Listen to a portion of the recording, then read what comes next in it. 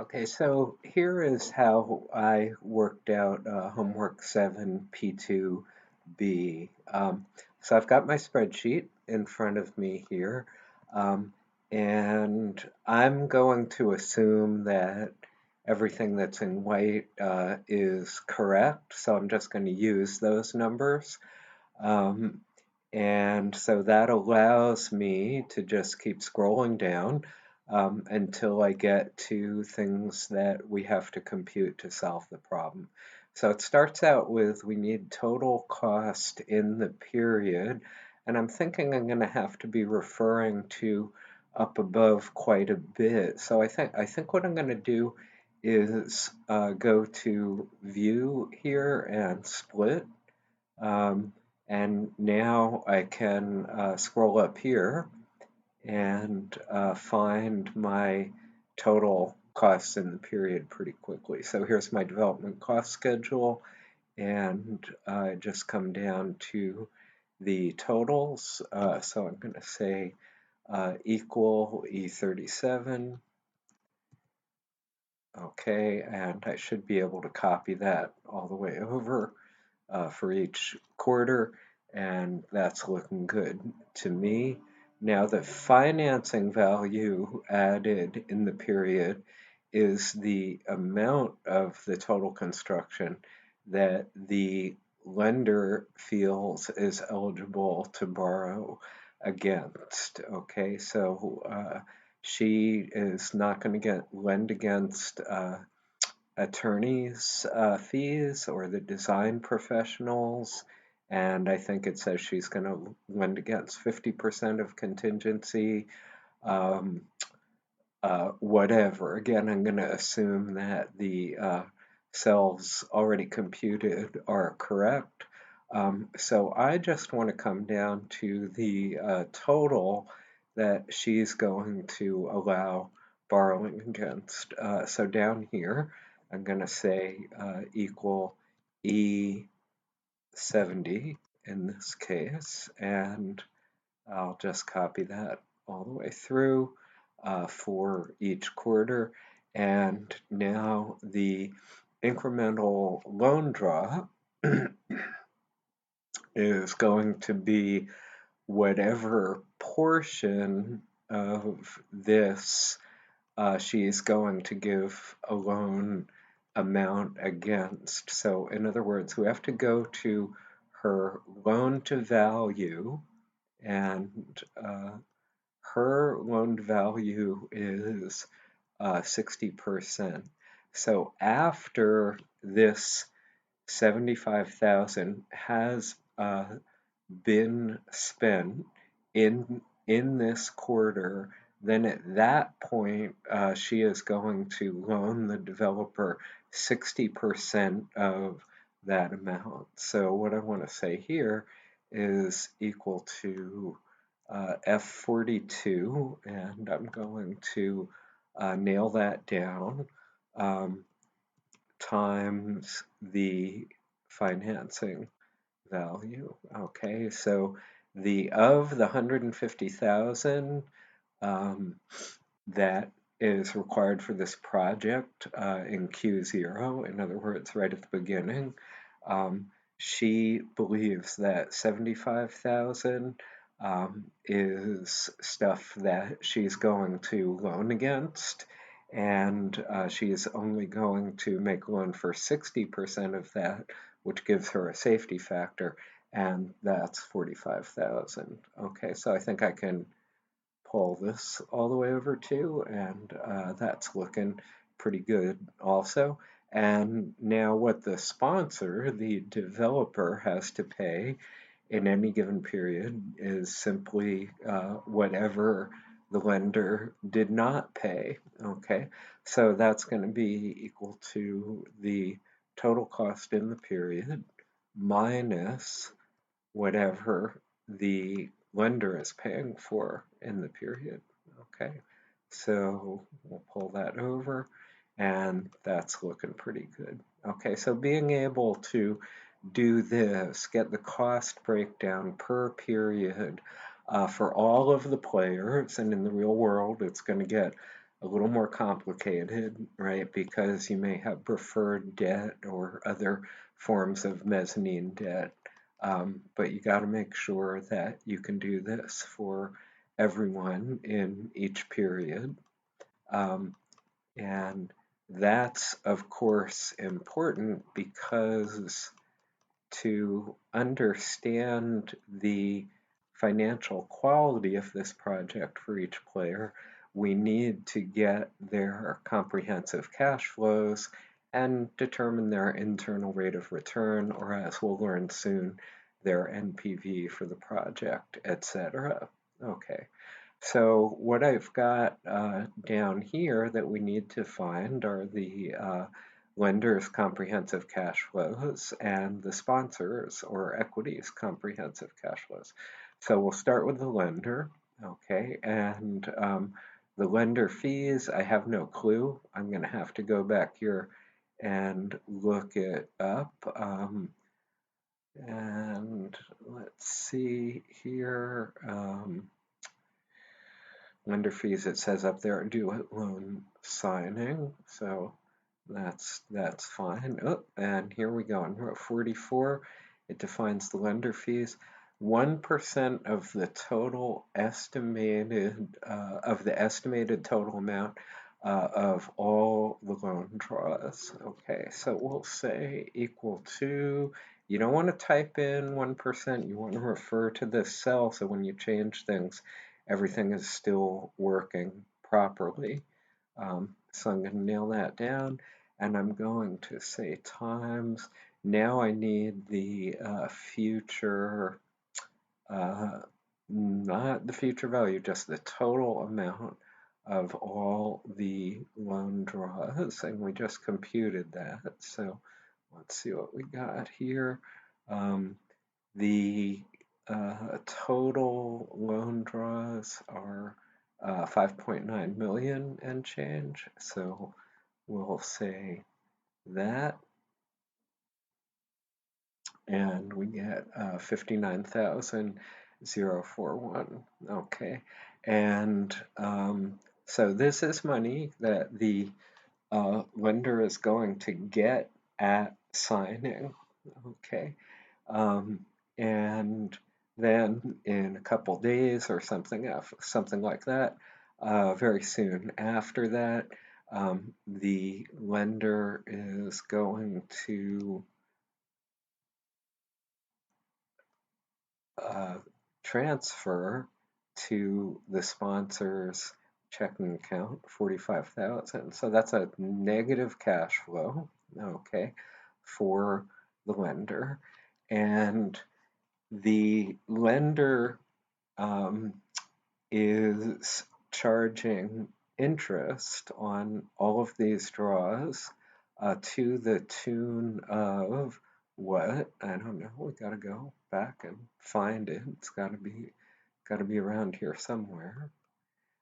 Okay, she's charging 1.8% compounded quarterly. So in this row 104, I want to know the future value of that because she's going to be paid back the future value of each draw. Okay, so let's go ahead and say, and I'll make this a positive cash flow to for her. So it's going to be this amount times 1 plus the interest rate. And again, I want to nail that down. For those of you using Windows, that's the F4 function automatically puts in the dollar signs for you. Raised to the, let's see, this one is going to go all the way to here for, and I think I want to nail that one down too, minus what? Minus 0, because this is in the very beginning. Okay.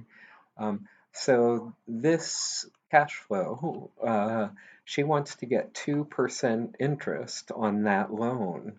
Um, and she's not going to get paid back till the end of quarter 4. It's going to grow for 4 quarters, so it's going to grow to this much.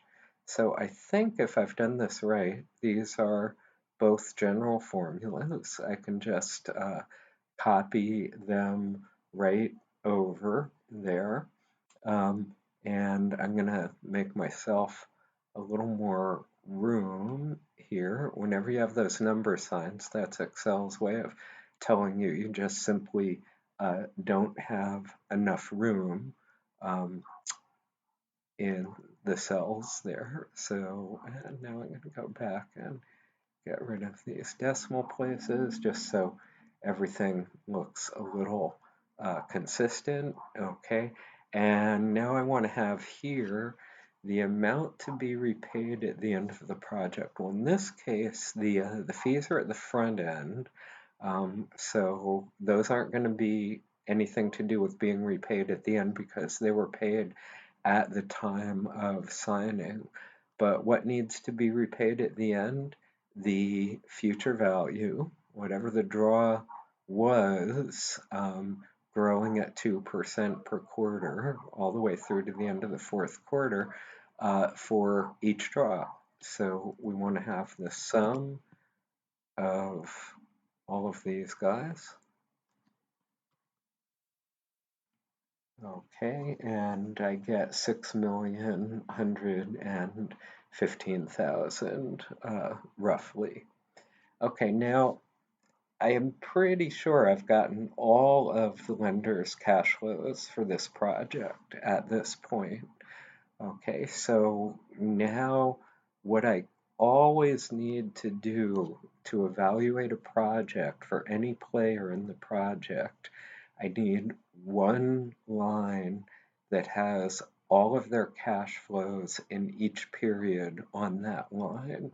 So, in other words, what I need for the lender here is the around the time of signing, I need this. She gets this, okay. And she also gets this. She has to actually loan out to the sponsor, okay.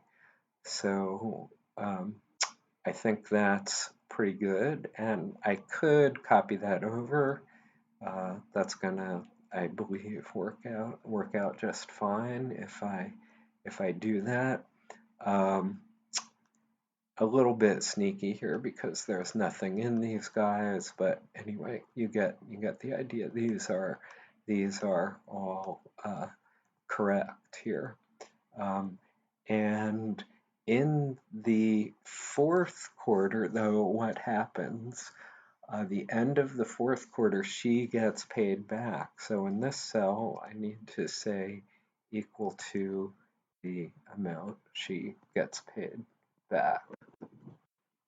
Okay, so far so good. Now we have to do the same thing for the sponsor, and we just have to be very careful to make sure that in every period we get every single cash flow to or from the sponsor, and we're going to add them all up and then get the comprehensive cash flows so we can do IRRs or NPVs or whatever for the sponsor. Okay, so first thing is development cost paid by equity. So let me just get this set up a little bit. Okay, and we've already computed that happily. So I've just got to find it here. Okay. All right, so here's the equity payment. That's the development cost paid by equity. So that's going to be, I want to have a good, now I want to have a good algebraic sign convention. Okay, so I want to get that in there. And plus loan principal and interest, that's going to be 0, but I got to remember to do something about that in the fourth quarter. plus the lender's fees. So that's going to be back, probably best way to get this is just right here. Um, there we go, or minus 59,000. And I think these are good to go. So I can pull this one over. Okay. And I think that's looking good. And then loan principal and interest, we have 000 until the very end when the sponsor has to pay back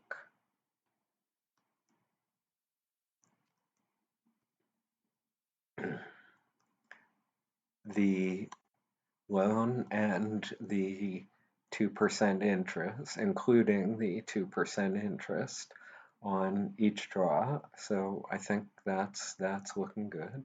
No more fees, so we're done with that. So down here, I've just totaled these 3 rows up, and I'm going to make column J a little wider so that this number appears. And then I've computed for you, because we've done this already several times. I've taken the average sale price from our estimate of comps, and based on our tax methodology, which is down below, and in several other spreadsheets that we've done on development. I've got the estimated tax there. So that's about it. This is everything the developer pays during the project, including paying the lender back. And then the developer sells the property and gets that cash flow. And we're assuming this all happens in the fourth quarter. And then she pays tax on that. So I'm ready to go. So I just want to add all these guys up. So I do that. And I think, oop, I don't know what I did there, but that looks disastrous. Okay. I think this is all pretty good. Okay. Now what I'd like to do, so we're done with this problem, it's solved, all that stuff, but I want to show you our way, the in-class way for getting the equity IRR. So let's do that. Okay, so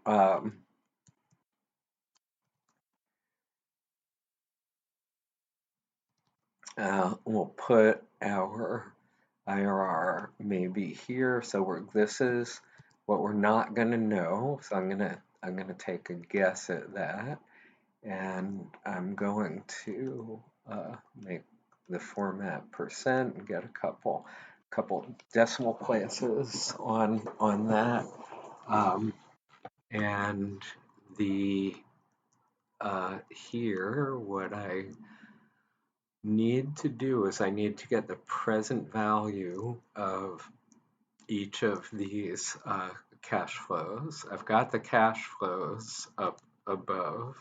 All right, so I'm going to put that in this row, and then I need the sum of the present value of the cash flows here.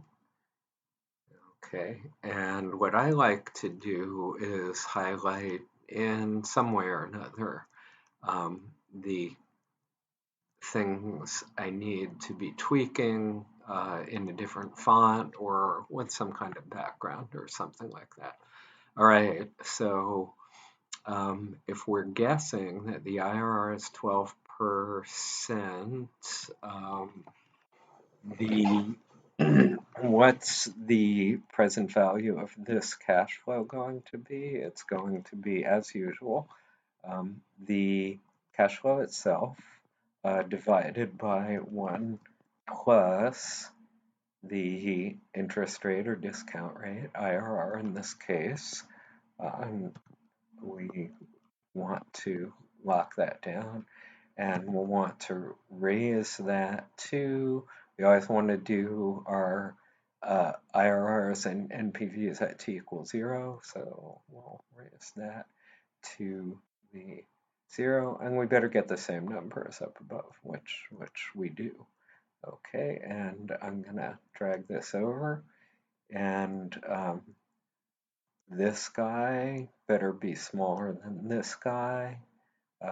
This guy better be smaller than this guy. Okay, so the pattern is looking good to me. Okay, and now the sum of the PV of the cash flows is equal to sum of all of these.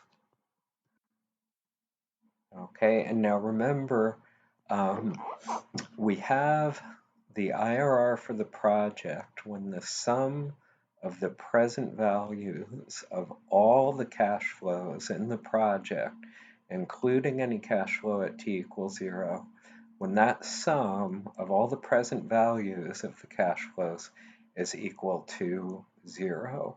Okay, so what we could do is use our sacrificial mentee and have them keep changing this around until we get to 0 here. Or alternately, we could go to data what if analysis goal seek and say set cell E121 to value 0 by changing cell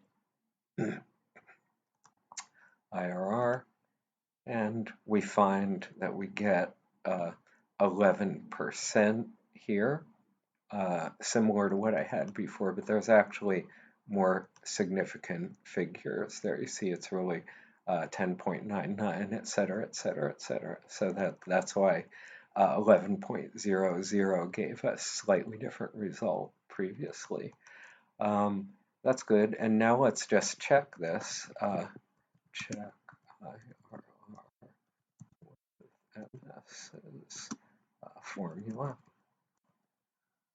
Okay, so I want to say equal IRR of all of these cash flows, 0.05, and that's not very helpful. But if I put this into percent with a couple decimal places, that's pretty helpful, and I get the same answer.